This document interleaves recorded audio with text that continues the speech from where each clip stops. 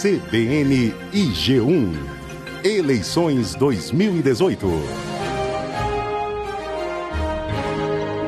Já escolheu quem você quer no comando do Estado de São Paulo para os próximos 4 anos? A CBN e G1 te ajudam nesta missão. Estamos aqui entrevistando os candidatos ao governo do Estado de São Paulo. Quase todos. O único que não vai participar da nossa sabatina é o candidato do PSDB, João Dória, que não aceitou ao nosso convite. Você pode participar conosco mandando mensagens para cá com a hashtag CBNG1. Você pode colocar isso em qualquer rede social, no Instagram, Facebook, WhatsApp também, que a gente recebe aqui e cai diretamente para o candidato. Participam comigo dessa entrevista, que é ao meu lado, o Bruno Tavares, que é do portal G1 e também da TV Globo. Também a Cíntia Caiaba, do G1, e Fernando Andrade, da CBN. A ordem das entrevistas foi escolhida por um sorteio na presença de todos os representantes dos partidos e o candidato de hoje é Marcelo Cândido, do PDT.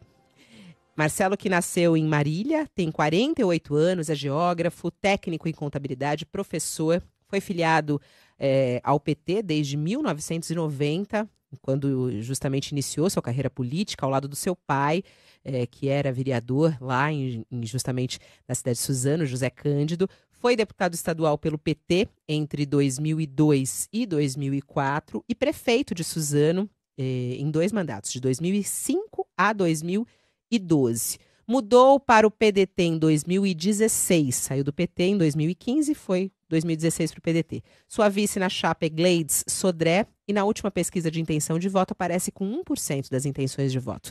Bom dia, candidato Marcelo Cândido, obrigado por estar aqui. Bom dia, uma alegria estar aqui.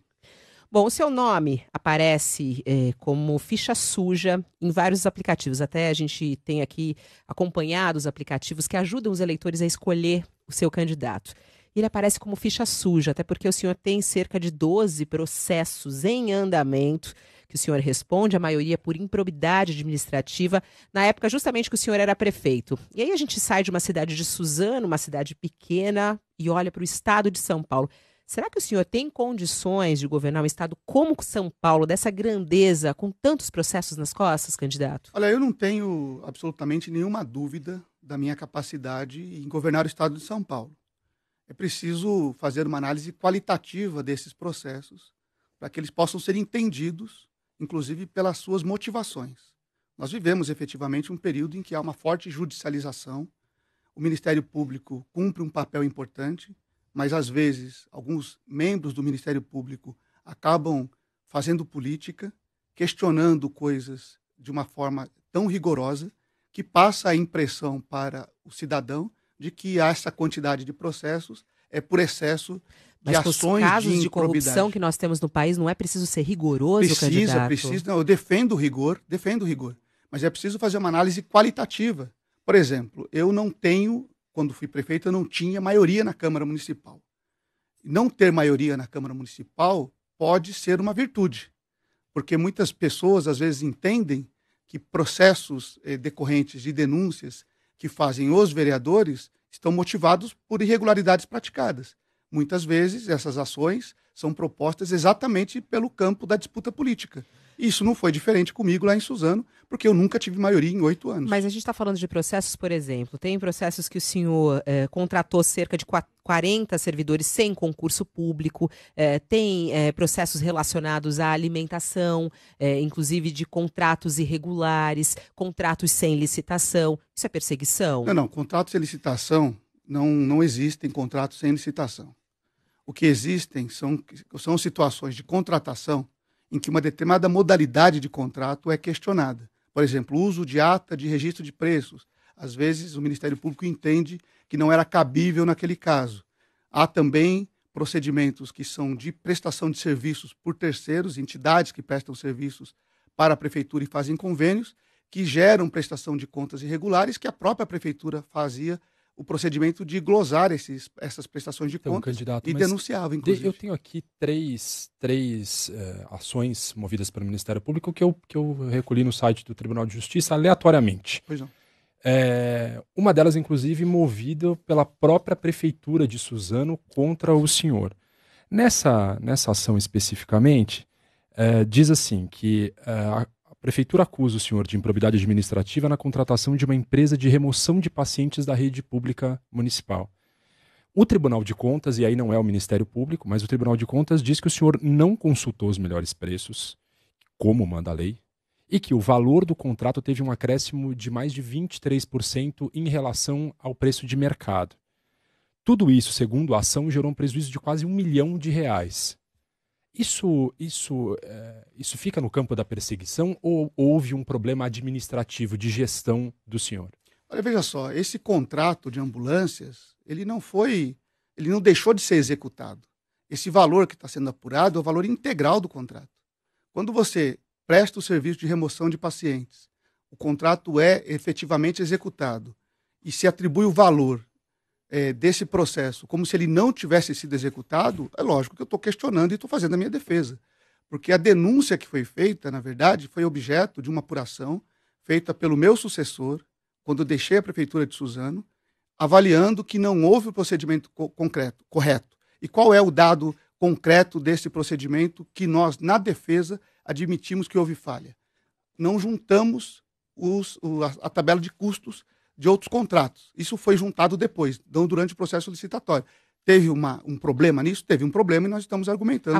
Mas vocês consultaram os preços? Porque o que está dizendo que foi pago, a população pagou, né? Porque a gente está falando isso, que é dinheiro público, né? As pessoas pagaram o mesmo serviço que poderia ter sido oferecido com 20% a menos. Não. As pessoas, como pessoas pagaram pelo serviço? As pessoas foram servidas, foram atendidas. Falando da população, porque é um serviço público. Sim, não, concordo. É dinheiro público, é o nosso dinheiro. Sim. As pessoas foram atendidas pelo serviço de ambulância. Houve um questionamento sobre a execução dessa licitação em razão da falta de cotação de preços. Isso nós provamos na defesa que essa cotação foi apresentada.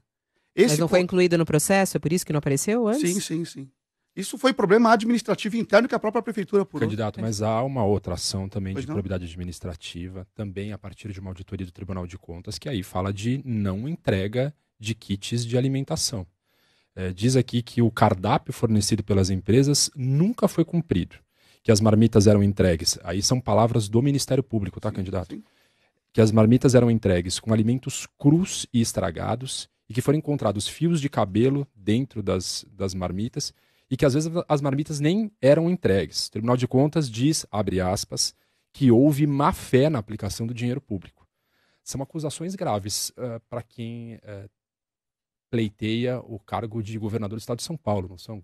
Olha, o problema das acusações é que elas precisam ser concluídas ao final do processo para que a defesa possa ser executada.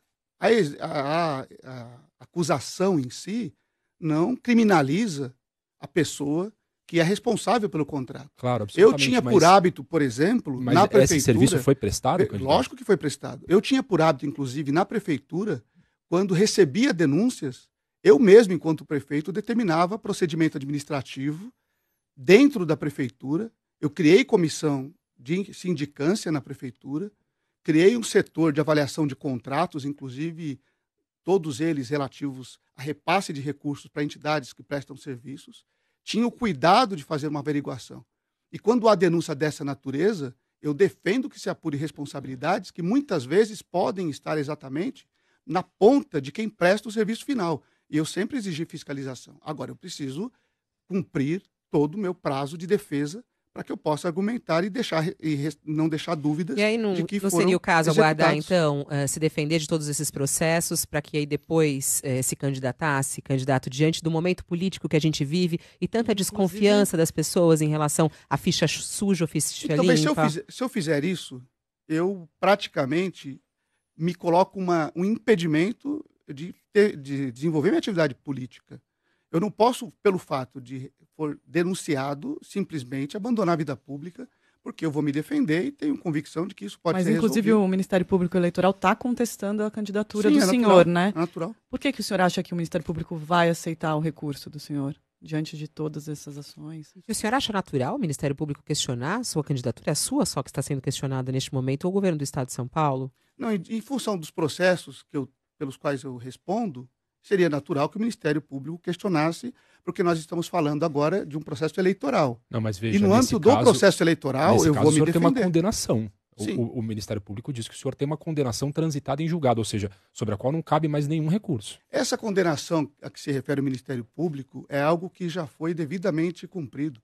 Eu não participei das eleições de 2006, porque o Ministério Público me acusou e a Justiça me condenou a 3 anos de inelegibilidade por conta de contratos de servidores públicos. Mas é preciso deixar claro qual é esse caso para que as pessoas entendam.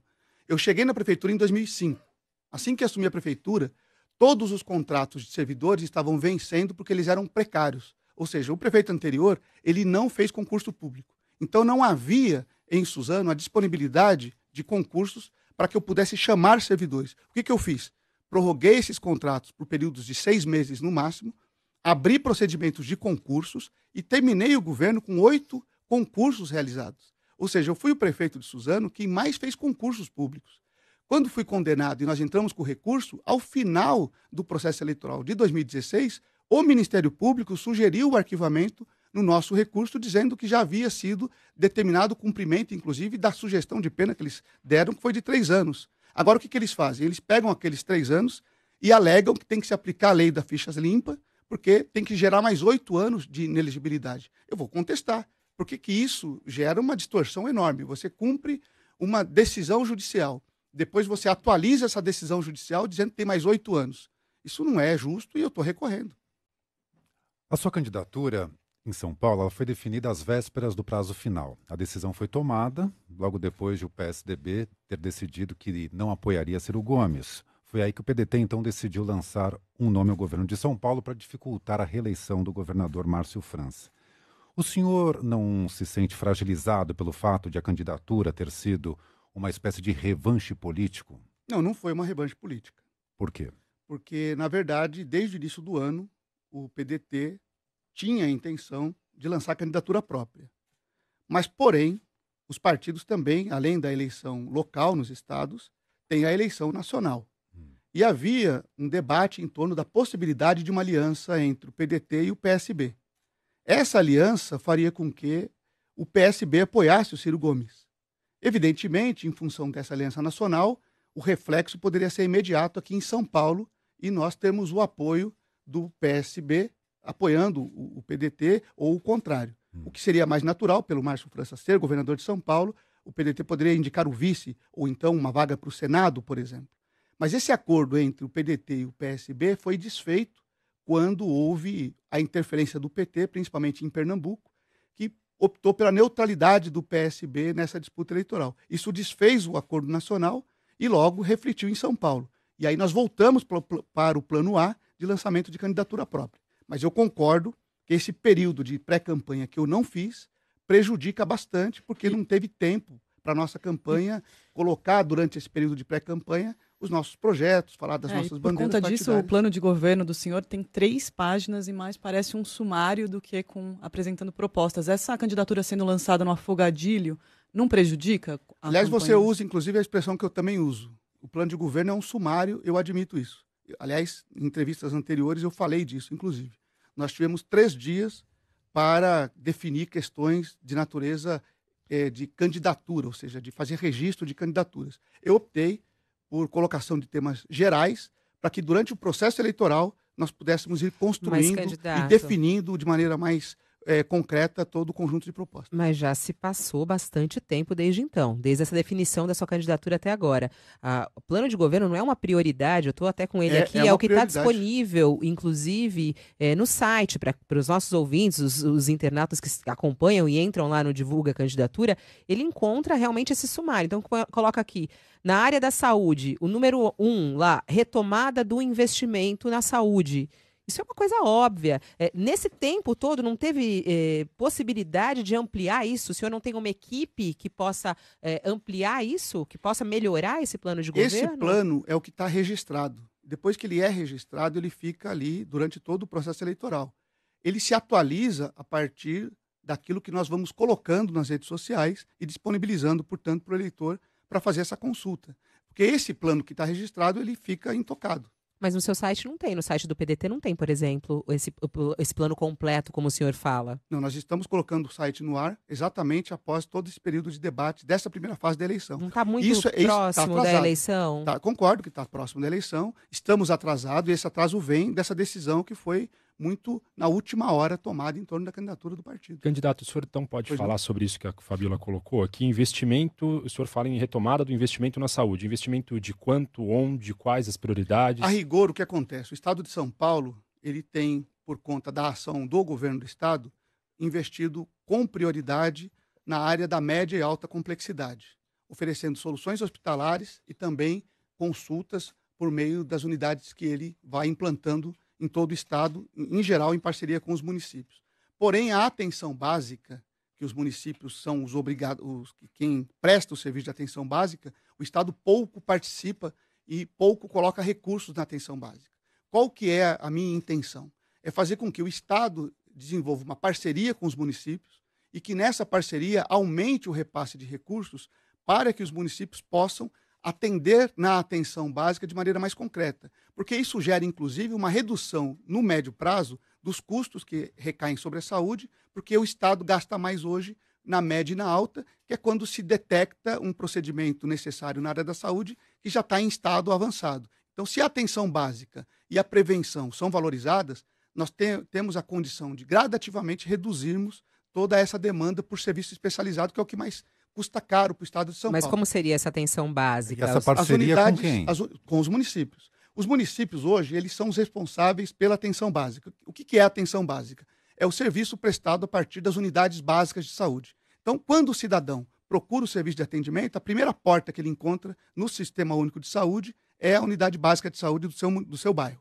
Essa unidade básica de saúde hoje, quase que 100% é mantida pela prefeitura, pelas prefeituras do estado todo. O que o Estado pode fazer? Melhorar o recurso na atenção básica para que os municípios tenham maior capacidade de prestar o serviço primário para a população, isso desenvolvendo capacidade para diagnóstico precoce e reduzindo a incidência do custo que cai quando o paciente chega em estado mais grave no serviço de média e alta complexidade. Candidato, mas o que é melhorar? É quanto? É colocar quanto? Porque há uma queixa de que falta dinheiro, inclusive, para a saúde, para as áreas de responsabilidade do Estado. Quer dizer, o senhor está falando em colocar dinheiro numa área que não está sob responsabilidade do Estado. Isso não tiraria dinheiro da responsabilidade do Estado, dos hospitais de alta complexidade, média e alta complexidade? É uma mudança de procedimento. O Estado, ele recebe um paciente já comprometido. O município pode, precocemente, evitar esse comprometimento com a atenção básica. Se nós tivermos o cálculo financeiro apenas, nós não vamos fazer um planejamento candidato, que nos ofereça o cumprimento de metas que o Estado deve estabelecer para que possamos melhorar o serviço dentro daquilo que é mais urgente, com ações imediatas, e dentro daquilo que pode ser planejado no médio e no longo prazo, para ver uma redução dos custos da saúde, porque é isso que impede que o Estado tenha maior capacidade de atenção. Mas o que eu quero dizer é o seguinte, o Estado de São Paulo recentemente fechou a área de pediatria do Hospital Universitário, da Universidade de São Paulo, alegando falta de recursos. Sim. Se o que é responsabilidade dele, segundo o governo atual, né, o governo do ex-governador Geraldo Alckmin, agora a continuidade do governador Marcos França, diz que não tem recurso para manter o que já existia, de onde o senhor tira a informação de que é possível investir numa outra área? Invertendo a condição das prioridades que o Estado tem. Quando nós falamos de uma mudança de governo, evidentemente nós estamos falando de uma mudança de procedimentos. Nós estamos falando de um novo olhar sobre temas que, na nossa avaliação, não estão sendo colocados com a prioridade devida. O Estado de São Paulo não pode simplesmente alegar que não tem recursos, e é preciso demonstrar por que não tem recursos. É preciso demonstrar, por exemplo, se a falta de recursos não é resultado de corrupção, não é resultado da má qualidade do investimento, não é resultado da falta de investimento na prevenção, porque todos os especialistas hoje alegam que, para o longo prazo, a melhor solução para a saúde de São Paulo e do Brasil seria investimentos em prevenção, Se o Estado inclusive de em São Paulo educação, opta né? A gente está falando também- de uma cultura e de gente investir em educação e as pessoas comerem melhor e Sim. terem também uma condição melhor de vida, saneamento básico, enfim, tem muita Exatamente, coisa exatamente. primária que é O Estado importante. Tem uma coisa Nessa também. ponta ainda de saúde, a gente está no meio das discussões, até teve o relatório agora da Alesp relacionado às organizações sociais. O que o senhor acha das organizações sociais? O senhor pretende manter, não manter no seu possível governo? As organizações sociais de saúde podem prestar um bom serviço. Algumas têm demonstrado capacidade de prestação de um bom serviço. Portanto, não sou contrário a que o Estado faça contratos com essas organizações, porque elas ajudam o Estado a oferecer maior capacidade de atendimento. Porém, é importante que essas organizações tenham efetivamente como comprovar atuação e desempenho na área da saúde. Porque acontece, por exemplo, de algumas organizações não terem efetivamente relação direta com o serviço de saúde e se colocam em processos licitatórios tentando contratos no Estado e nos municípios. Estamos recebendo aqui Marcelo Cândido, ele que é candidato do PDT ao governo do Estado de São Paulo, também participam aqui da sabatina, Cíntia Caiaba do G1. Só para ficar um pouco ainda na área da saúde, cabe ao Estado essa cobertura vacinal. Na última campanha houve algumas falhas, defasagens. O que o senhor faria diferente nessas campanhas de vacinação aqui no Estado? Olha, em geral, é preciso esclarecer as pessoas sobre a importância dessas campanhas. Algumas pessoas têm evitado passar por esses procedimentos, até com base em argumentos bastante complicados do ponto de vista de que pode gerar algum tipo de efeito, tomar vacina. Isso parte muito de um processo de esclarecimento sobre essas campanhas e da necessidade dessa cobertura de vacinas que o Estado oferece e oferece com qualidade. Mas há campanhas até recorrentes, é bem intensa a campanha e ainda assim a cobertura ficou muito aquém. Tem alguma outra estratégia que faria diferente do que o governo atual faz? Eu penso que a estratégia que o governo vem fazendo nessa área, na tentativa de fazer a cobertura, não é ineficiente. A propaganda que o governo faz, todas as publicações que ele coloca em periódicos para que a população tenha acesso às informações, o contato que faz com os municípios para que os municípios também atuem nessas campanhas, não me parece que há necessidade de uma mudança desse procedimento. Talvez, em função da falta de participação de uma parcela importante da população, possamos discutir um modelo que possa ser mais alternativo e isso pode ser pensado. Candidato, o PDT tem 19 deputados em exercício na Câmara Federal. Nenhum deles é de São Paulo. O Estado também não tem deputados na Assembleia Legislativa. Na Câmara dos Vereadores de São Paulo, também nenhum vereador é do PDT. Quais os desafios que o senhor prevê para compor um governo numa situação como essa? O PDT, de fato, passa por um processo de mudança importante aqui no estado de São Paulo. Quem liderava o partido até antes da fundação do Solidariedade era o Paulinho da Força. E o grande serviço que ele fez para o PDT foi ter saído do partido. Porque quando isso aconteceu, o partido foi arejado, pôde chamar novas lideranças e pôde organizar melhor toda a estrutura no estado. Hoje o PDT ainda é um partido pequeno no estado de São Paulo. Nós não temos a representação que tem a maioria dos grandes partidos brasileiros, não aqui em São Paulo. E a nossa candidatura tem a perspectiva de aumentar a nossa bancada, tanto de deputados estaduais quanto de deputados federais. E um governo tem que receber do voto da população a Assembleia, que vai ser composta por vários partidos, e vamos negociar com bases num programa que possa fazer com que São Paulo avance dentro da relação legislativo e executivo. Agora, candidato, o senhor agora há pouco até justificando sobre os processos que o senhor é investigado e responde que lá na época, quando era prefeito de Suzano, tinha um complô contra o senhor na Câmara Municipal. Numa situação como essa que o Fernando colocou, pode se repetir algo assim? Vou te explicar de uma maneira assim, da minha experiência, uma coisa que eu acho que é pouco debatida. O legislativo precisa ser visto nem sempre apenas institucionalmente, porque as condições que formam as bancadas no legislativo fazem pressão sobre o executivo por interesses que não são nada republicanos. Nessa hora é preciso ter coragem de enfrentar esses interesses e o reflexo imediato disso são retaliações feitas pelo legislativo. No meu caso, por exemplo, como prefeito de Suzano, o meu antecessor tinha muito mais vereadores sob o seu comando, e esses vereadores, às vezes, nos pressionavam, mandando recados, falando sobre interesses que eram pessoais. Que recado? O senhor pode dar exemplos para a gente? Olha, eu não vou aqui, efetivamente, fazer uma denúncia sobre conversas Mas que não ocorreram. Não deveria eu fiz fazer? denúncias na época. Então, se Eu o senhor fiz, fez, eu e só quando queria, só você queria e um quando, exemplo. e quando você denuncia, teve um episódio, por exemplo, de votação de contas.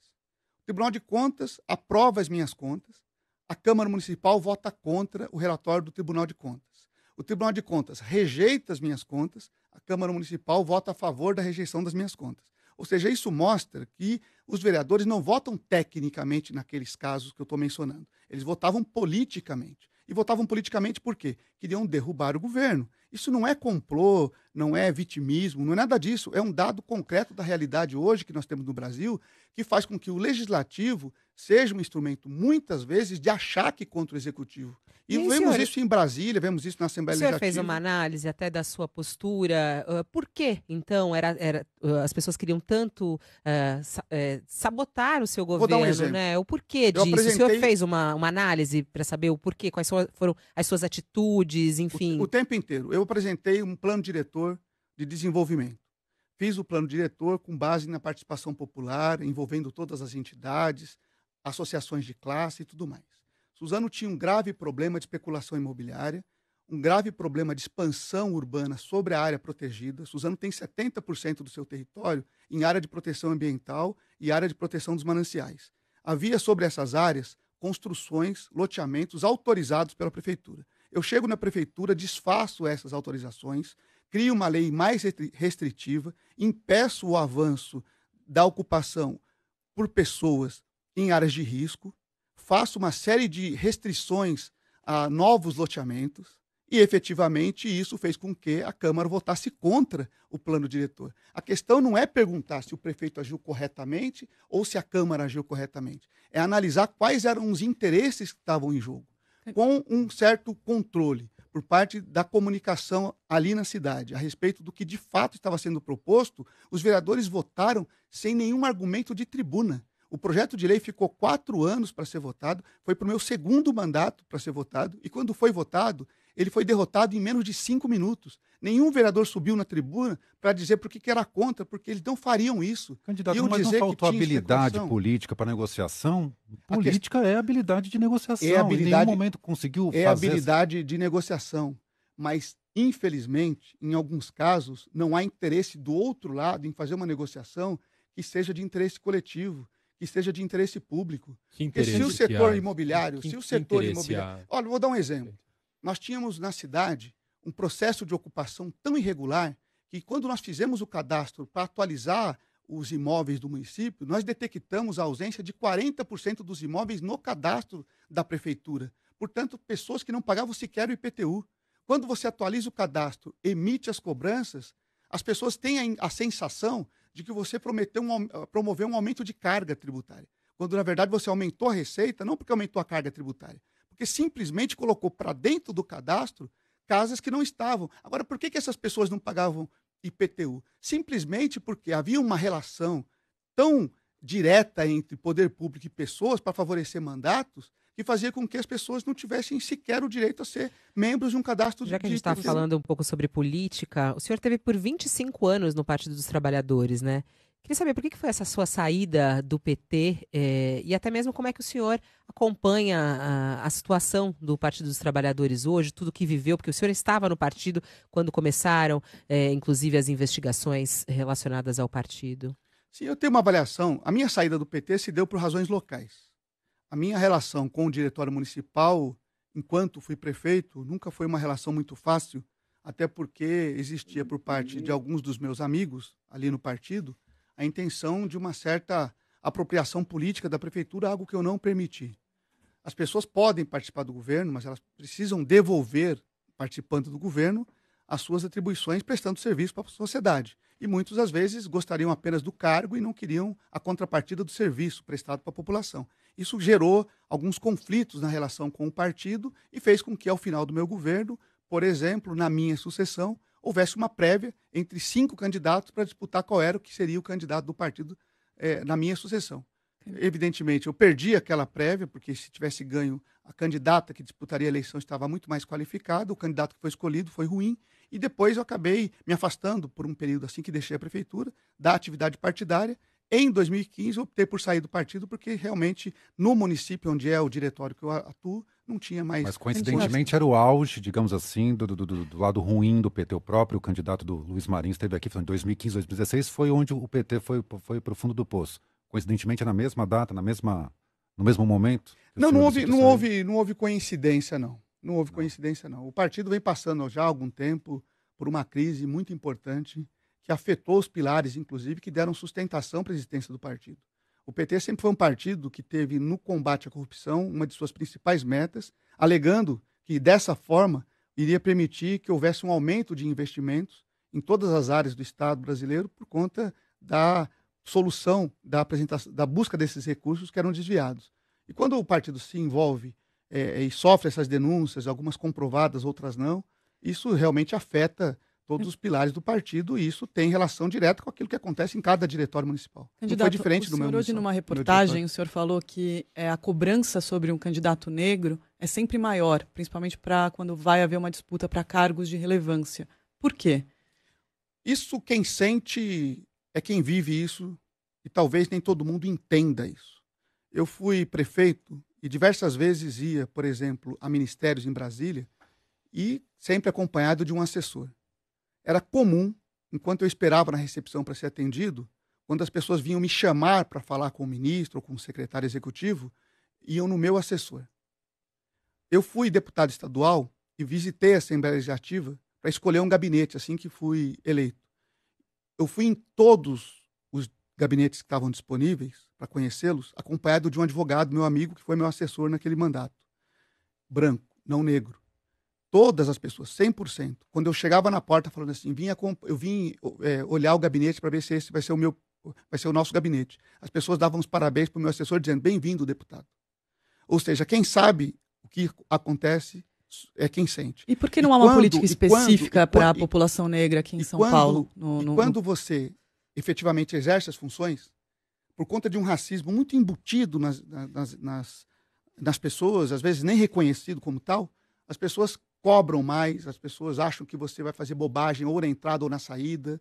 Isso, infelizmente, é um dado de realidade que precisa ser combatido. Por isso que eu defendo a existência de estruturas de governo que coloquem essa questão num nível de importância que muitas vezes não é colocada para que esse debate aconteça na sociedade. Porque faz apenas 130 anos do fim da escravidão. Mas então qual é a política do senhor aqui em São Paulo para a população negra? Principalmente a letalidade policial, por exemplo, vitimiza muito mais jovens negros. O senhor não fala muito sobre isso. Qual é essa sua proposta? Eu só queria colocar uma questão aqui para deixar bem claro. O fato de nós termos apresentado um sumário que, de certa forma, constitui um programa, não significa que esse seja o programa. É preciso olhar para todas as ações que eu já desenvolvi, é preciso olhar para as ações que nós estamos fazendo agora nessa campanha, que vão determinar o nosso comprometimento. Não teria nenhum sentido se eu, o primeiro candidato negro em São Paulo ao governo, não tivesse nenhum compromisso com essas causas. Agora, no entanto, eu coloco essa questão como uma questão de natureza mais abrangente.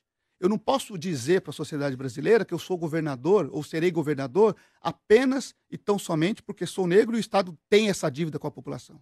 Eu quero mostrar para o Estado de São Paulo que as minhas qualidades me permitem ser governador de São Paulo e que a minha negritude qualifica na imagem que o Estado de São Paulo vai oferecer para o Brasil o quanto a população negra pode fazer. E políticas que vão ser desenvolvidas a partir do envolvimento da própria comunidade negra vão determinar o sucesso dessas políticas aqui no Estado de São Paulo. Mas o exemplo da minha presença, primeiro como candidato, depois como governador, será de uma grandiosidade que vai mover muito bem os pilares aqui dessa imagem que as pessoas têm de que negro não governa São Paulo. Nós vamos provar que é possível governar e governar para toda a sociedade. E vai fazer o que em relação à segurança pública? A gente tem um índice alto de homicídios no Estado, de praticamente 10 assassinatos por grupo de 100 mil habitantes. Qual que é a proposta do senhor para reduzir esse número? Primeiro, nós precisamos fazer uma análise do que acontece no sistema carcerário.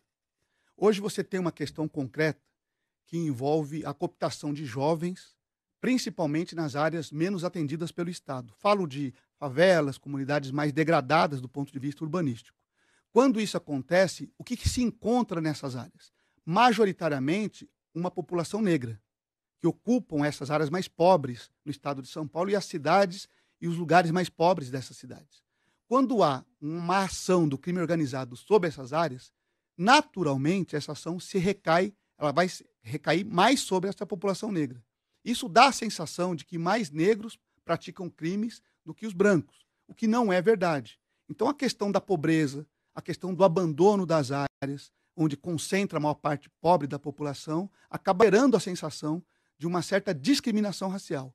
E quando os exemplos que são dados sempre apontam nessa direção, é preciso entender que o Estado não pode ver no negro um adversário. E muitas vezes, infelizmente, condicionado que é por um certo tipo de treinamento, a polícia acaba tendo a percepção de que aquele menino negro dentro do supermercado pode ser um menino que quer roubar um chocolate ou roubar alguma coisa. Eu já passei por isso várias vezes. Mas eu não entendi o que o senhor vai fazer em relação aos homicídios, foi o que eu perguntei. Com relação aos homicídios, é preciso fazer uma política que seja capaz de envolver a sociedade num ambiente de maior segurança. Nós não defendemos, por exemplo, o aumento da distribuição de armamentos como determinadas candidaturas defendem nacionalmente. Exatamente porque não é isso que vai promover um estado de paz. O que nós defendemos é que a população possa ter uma polícia treinada, com capacidade de enfrentar o crime, para diminuir a letalidade do crime, sem fazer com que a contrapartida seja uma reação violenta, que aumente ainda mais a incidência de crimes no confronto entre polícia e pessoas, seja nas comunidades, seja quais forem elas, ou nas áreas de ocorrência de crimes. Para falar um pouco das armas, as apreensões das armas de fogo aqui no estado de São Paulo caíram mais de 30% nos últimos 10 anos. Tem alguma proposta para aumentar essas apreensões de novo, ou não é um interesse, não é uma política do Não, do essa política naturalmente está inscrita entre aquilo que cabe ao Estado fazer na área de segurança. As apreensões acontecem muitas vezes pelo acesso que se tem pela investigação ao porte de arma ilegal que existe em grande quantidade. Por isso que o serviço de inteligência ele tem uma capacidade de antecipação à ocorrência de crimes que faz com que naturalmente haja um aumento dessas apreensões. Porque isso de fato mostra para a sociedade que o Estado tem atuado de uma forma mais competente e mais inteligente para reduzir o número de armas nas mãos das pessoas de forma ilegal. Candidato Marcelo Cândido, hoje no noticiário policial tem mais o caso de um homem morto que morreu numa tentativa de assalto numa praça na Moca, na Zona Leste, por causa de um relógio. Foi, na verdade, ontem à noite, um chefe de cozinha, Edson Silva, de 33 anos. Ele estava na praça com a amiga quando foi abordado. A situação de insegurança, apesar de a gente ter um índice que até caiu de latrocínios, a gente tem uma sensação de insegurança muito grande no estado de São Paulo. Um pouco disso, eu acho que também o Bruno estava perguntando. Como melhorar essa sensação de segurança? Como melhorar a segurança do estado de uma forma que seja sentida pela população? Olha, são várias questões que envolvem a necessidade de melhoria dessa sensação, porque nós temos, por exemplo, que investir. E aí é uma relação que não tem como não ser feita com os municípios. Como eu fui prefeito, eu trago a experiência de alguém que sempre passava o chapéu no estado de São Paulo pedindo favor ao governador, como se fosse isso um favor do governo para com o município.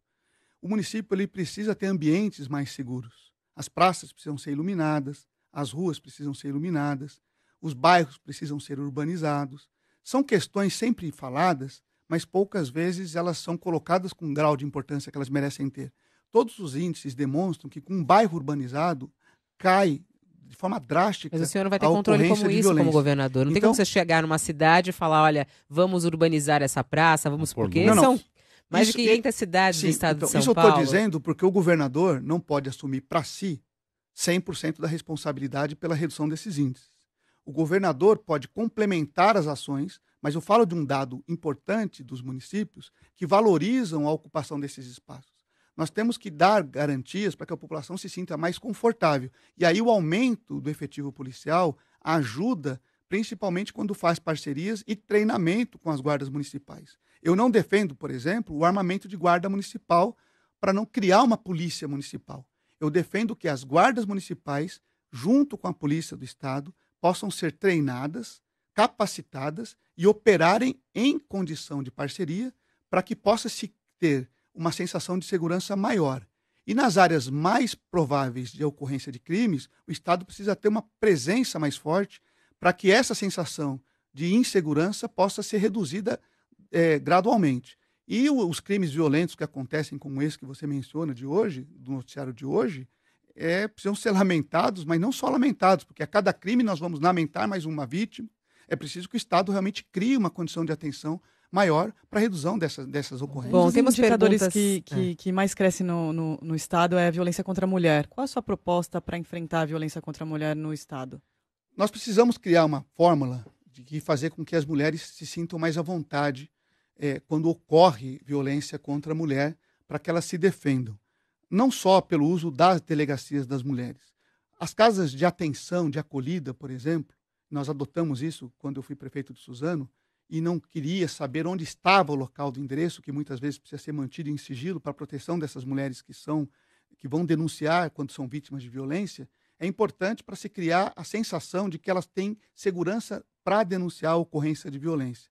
Porque quando isso acontece, elas se sentem mais confiantes no Estado e, portanto, vão ao encontro do Estado. Uma parte muito grande dessas mulheres não procuram a atenção por parte do Estado exatamente porque não se sentem seguras, porque não se sentem protegidas pelo Estado. E tem um grau de dependência muito alto, às vezes em função da família, e acabam se submetendo a práticas abusivas. É preciso combater as práticas abusivas, envolvendo canais de garantia de segurança a essas mulheres. Fernando Andrade tem perguntas aí dos nossos ouvintes. Bom, os ouvintes e leitores do G1, eles podem mandar perguntas com a hashtag CBNG1. Candidato, você pode acompanhar aqui no nosso telão. O ouvinte internauta, o Matheus, ele pergunta se o senhor tem algum plano para aumentar o investimento em ferrovias e hidrovias em nosso estado. Ele diz que a forte dependência do transporte rodoviário pode ser perigosa e prejudicial para São Paulo. Como responderia ao nosso ouvinte? Eu sei que já ficou repetitivo dizer isso, mas a greve dos caminhoneiros demonstrou que a nossa condição de dependência quase que exclusivamente pelo modal rodoviário mostra que há um esgotamento por parte do Estado. O Estado de São Paulo precisa investir em novos modais.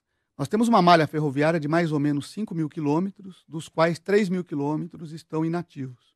Então é preciso fazer uma análise qualitativa dessa malha ferroviária para se pensar uma nova proposta de cobertura de transporte, principalmente de cargas, pela malha ferroviária. Mas eu defendo que o Estado tire do papel um projeto que ele mesmo contratou, que é o projeto do Hidroanel Metropolitano. Ele foi desenvolvido, há mais ou menos 10 anos que começou esse projeto, pela Universidade de São Paulo, pela Faculdade de Arquitetura e Urbanismo. É um projeto caro, um projeto que tem duração de mais ou menos 20 anos. Caro quanto? Olha, ele está avaliado em coisa de 5 ou 6 bilhões de reais. Eu preciso apurar esse dado, mas é um dado que eu tenho de memória de quando eu era prefeito, quando foi apresentado o projeto na minha cidade, porque Suzano também recebe uma parte desse projeto do anel hidroviário. Mas ele é um projeto que precisa ser colocado dentro de uma lógica de planejamento. Ele iria de onde a onde? Como é que seria esse Ele faz uma percurso? cobertura que tem uma certa semelhança, lógico que não é a mesma coisa, com o próprio trajeto do Rodoanel, por conta da composição territorial da região metropolitana. Ele envolve os rios Pinheiro, Tietê, envolve rios tributários desses dois grandes rios em São Paulo, e ele faz uma cobertura que possa fazer com que parte do transporte de cargas, por exemplo, circule por essa malha hidroviária. Esse projeto exige, naturalmente, que haja uma despoluição dos rios Pinheiro e Tietê, por exemplo. E é um projeto que está pronto. O Estado de São Paulo, por exemplo, pode colocar esse projeto. Está pronto no papel. Talvez falte dinheiro. Não, mas isso é o mais importante, porque muitas vezes a ausência...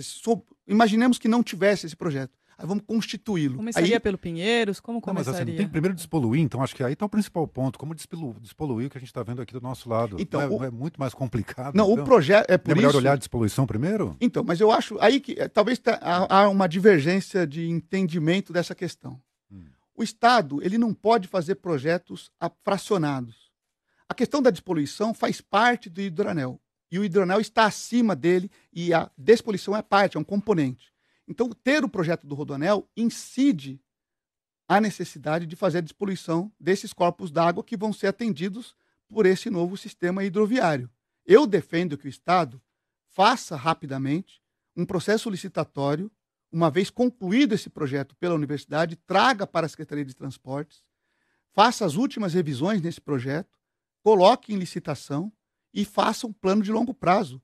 Eu gostaria muito de poder ter segurança, e eu tenho confiança de dizer isso para os nossos ouvintes e para aqueles que nos acompanham, de propor algo para daqui a 20 anos. Porque essa é uma visão de Estado. Se eu fizer todo o cálculo de 4 anos em que eu serei governador, simplesmente eu vou restringir projetos que têm alta grandeza para o Estado a um período de 4 anos. Não importa se eu vou começar a execução da obra em 4 anos. O que importa é que eu crie as condições para que ela seja executada, nem que seja daqui a 15 anos. Candidatos... Mas isso traz os resultados que São Paulo precisa para uma nova Não, malha até a de Veja, transportes. essa semana, traz na reportagem de capa, que está nas bancas agora, foram mais de 11 bilhões de reais gastos desde de 92.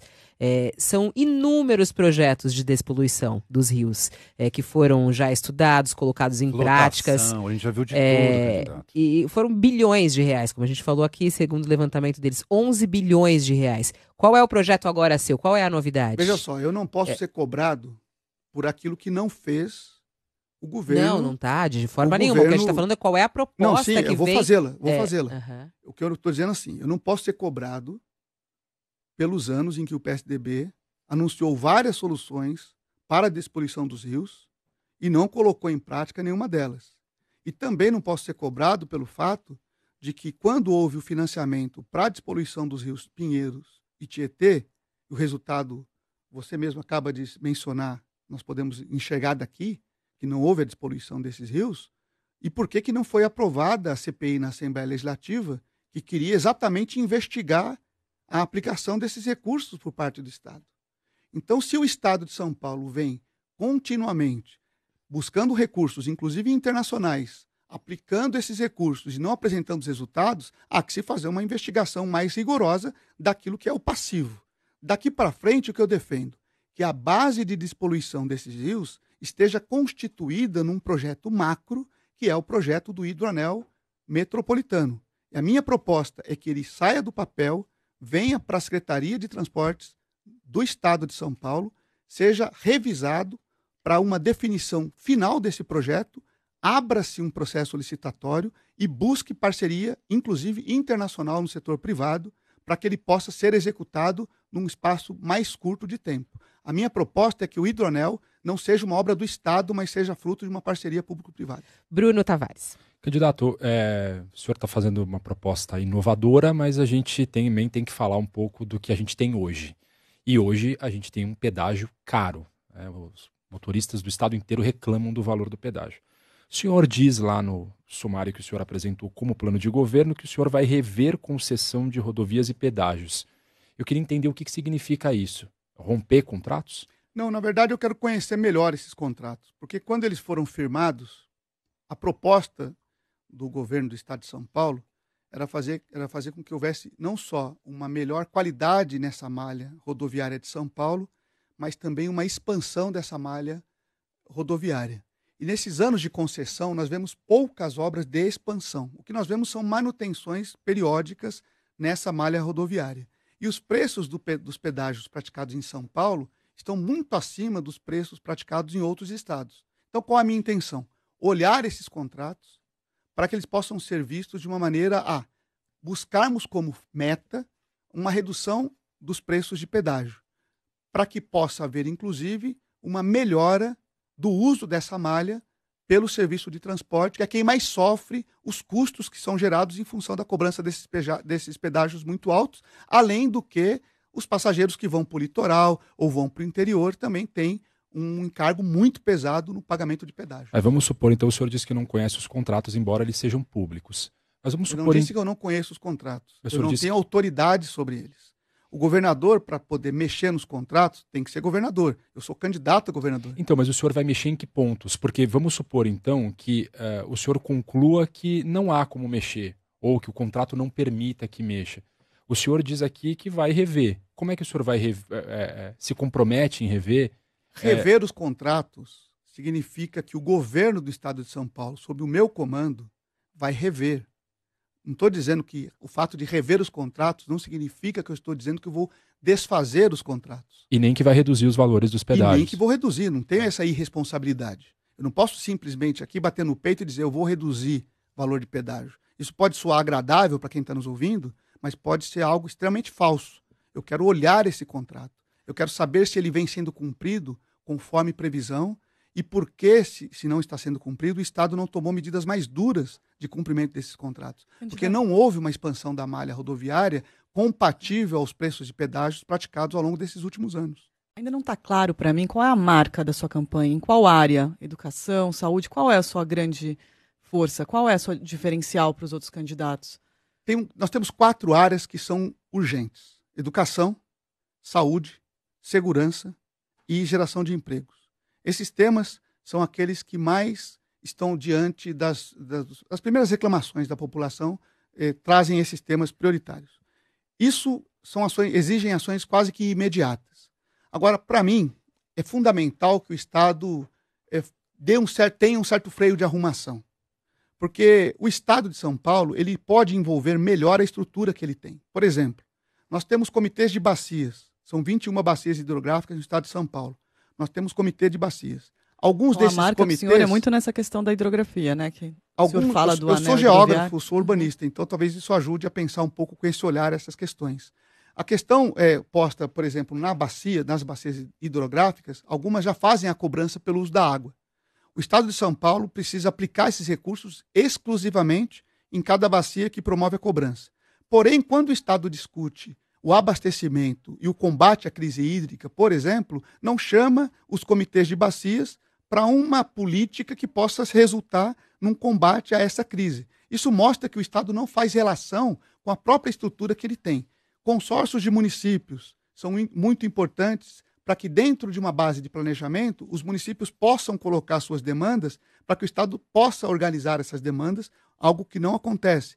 Nós temos associações de municípios que também não são chamadas. Então, qual é a proposta que eu faço? Uma forma de governar São Paulo que envolva toda essa estrutura que tem em todas as suas regiões administrativas, nas bacias hidrográficas e nessas organizações conduzidas pelos conjuntos dos municípios por região. Vamos falar de educação? Até pegando aqui o seu plano de governo, como o senhor definiu, que é um sumário, na verdade, né? Aparece como primeiro item na educação em tempo integral, só isso. Se vai ter educação em tempo integral no tempo para toda a rede, é essa a ideia? É realmente colocar a educação em tempo integral para toda a rede hoje ou não? Como meta de longo prazo, sim. Hoje o Estado de São Paulo não comportaria a realização de todas as suas escolas em período de tempo integral, até por uma razão muito razoável, até eu diria. As escolas estão muito precárias no Estado de São Paulo. A grande maioria das nossas escolas hoje exigiriam reformas que pudessem dar a elas capacidade de receber as crianças em período integral. Algumas escolas sequer têm espaços de atividade física, por exemplo, adequados para uma permanência por período mais prolongado dessas crianças nas escolas. A minha defesa de escola de período integral é como a escola fazendo parte de um sistema de educação de período integral, envolvendo a comunidade, inclusive, na relação que ela deve ter com essa escola, dentro de uma lógica de educação de período integral, para que a comunidade se sinta parte daquela unidade presente ali no seu bairro. Não a criança ficar na escola o tempo inteiro, mas a escola oferecer atividades, a criança vai e volta, eu não entendi. A escola não pode ser tratada como um corpo estranho dentro do bairro. Nós pensarmos, por exemplo, numa escola, num bairro, de uma cidade qualquer do estado de São Paulo, que tenha, além da escola, espaço de lazer, por exemplo, e atividades que possam ser realizadas em clubes públicos, piscinas públicas, espaços de parque públicos, por exemplo, a escola e a atividade desenvolvida nesse sistema de educação poderia também contar com a disponibilidade desses espaços.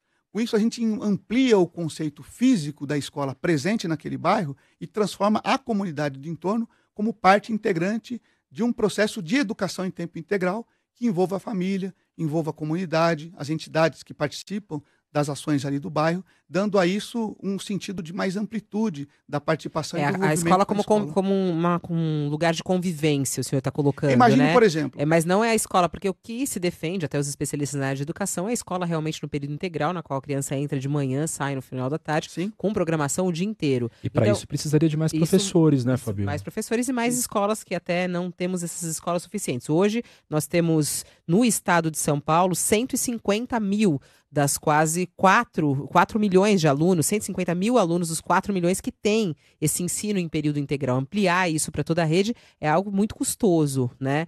O que o senhor está falando é a escola ser utilizada pela sociedade, pela comunidade local. É isso que o senhor está falando. É diferente de período integral, né? Olha só, uma escola presente no bairro, sem condições de ser objeto de capacidade, oferecer condições para que seja em período integral, estou dizendo que ela pode contar com outros equipamentos que poderão fazer parte até que essa escola passe por uma reforma, por uma ampliação. Que equipamentos, candidato? Eu falei de parque público. Parque público. Por exemplo, supondo que nós temos uma escola, perto dessa escola nós temos um parque público, mas essa escola não tem uma quadra, por exemplo. Podemos começar um processo de uso mais intensivo dessa escola para que tenhamos um período ampliado de presença das crianças. Se não tem a quadra, ela poder usar a quadra do parque, por exemplo.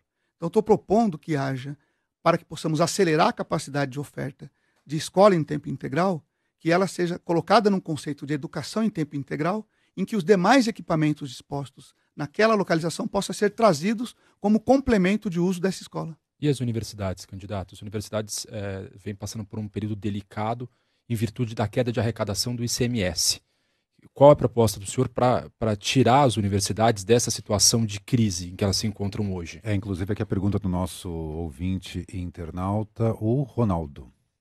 Olha, a sensação que eu tenho, e aí fica no campo da sensação, porque de fato eu não tenho como afirmar isso de uma forma muito contundente, é que há um processo de desmonte das universidades de São Paulo. Eu sou formado em Geografia pela Unesp, portanto eu sou oriundo da Universidade Pública de São Paulo. E há 20 anos atrás, quando me formei, acompanhando a evolução da universidade, e na época eu já tinha como aluno reclamações muito fortes em relação à incapacidade que as universidades tinham de dotar oferta de laboratórios de pesquisa, práticas de extensão universitária muito intensas. A sensação que eu tenho é que o Estado de São Paulo abandonou há muito tempo, embora elas tenham autonomia orçamentária, o Estado de São Paulo abandonou há muito tempo uma estratégia que possa valorizar esse patrimônio como um dos mais importantes e mais estratégicos para o Estado. Qual é a minha proposta?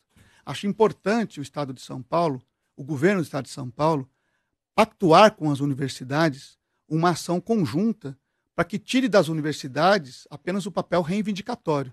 Hoje, as organizações de professores, funcionários das universidades acabam ocupando um papel reivindicatório, como se fosse uma luta exclusiva das universidades, quando deveria ser uma luta da sociedade.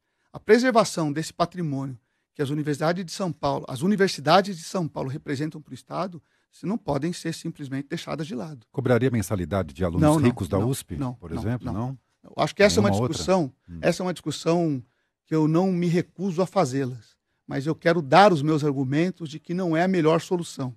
Nós precisamos entender que o investimento na educação que permita aos alunos uma qualidade maior para o ingresso nas universidades seria o melhor caminho. Simplesmente estabelecer cobrança e tendo como parâmetro quem pode e quem não pode criar dentro da universidade uma relação até distinta entre alunos classe A e classe B. Então é preciso combater esse tipo de prática. Candidato Marcelo Cândido, a gente está chegando na reta final aqui da nossa entrevista, da nossa sabatina, e a gente sempre termina com um pinga-fogo, sim ou não, a favor ou contra, uma palavra, uma frase. O senhor é a favor ou contra a legalização do aborto? Sou a favor. Favor. Descriminalização da maconha? Sou a favor. Favor. Descriminalização. Isso. Fique bem clara a palavra. Vai aumentar a tarifa do transporte público? Não pretendo. Nos 4 anos? Vai congelar nos 4 anos? Não pretendo aumentar a tarifa. Isso não significa que o dado de realidade possa me obrigar a fazê-lo. Na Cracolândia, política de redução de danos ou internação compulsória? Política de redução de danos. Concessão de parques públicos à iniciativa privada, contra ou a favor? Parcial.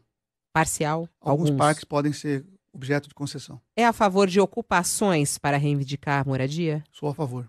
Inspeção veicular em todo o estado de São Paulo? Concordo. Progressão continuada? Discordo. Uma qualidade e um defeito seu? Talvez, não sei. Eu acho que todo mundo tem defeitos, são vários, eu não penso em um imediato, assim, defeito. Eu tenho vários defeitos, tenho qualidades também, muitas. Mas não sabe dizer qual é o maior defeito e a maior qualidade? Não. Tá certo. Candidato Marcelo Cândido, do PDT, agradeço a sua participação aqui na sabatina da CBN e do G1. Muito obrigado, foi um grande prazer vir aqui. E assim a gente termina mais uma sabatina de hoje. Na próxima segunda-feira temos mais um candidato aqui conosco durante 1 hora sendo sabatinado aqui pela equipe de jornalistas da CBN e do G1. O nosso convidado será Toninho Ferreira, do PSTU. Até a próxima. CBN e G1. Eleições 2018.